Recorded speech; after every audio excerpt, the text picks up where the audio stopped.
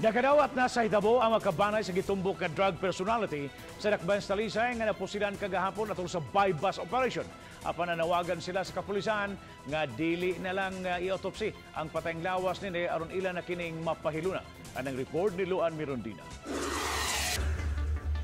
Tangkod 24 oras na, sukad na pusilan patay ang 33 anyos nga si Socrates Dakay sa mga sakop sa Provincial Intelligence Branch sa panimay ni ini sa Kansuhong Talisay. Gikatahong misulod pagbalik sa panimay si Dakay ug mikuha og pusil dihang nakabantay nga mga pulis ang iyang katransaksyon.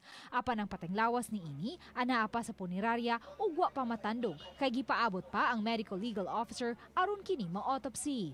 Ang banang Dakay ilabi na ang iyang igsuon, walay sayuran sa kalihukan ni ini, gawas nga iyang nahibaw-an nga usa kini Pagka-kutsero. Awan, wat naman ko mga. Nadawat na ninyo ang nagwal na mo. Sa mo. Kapresyon nga na nila.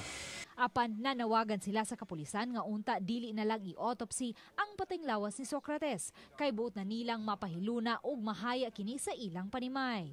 Dili na lang unta kay saan po may autopsy na nila nga patay naman na.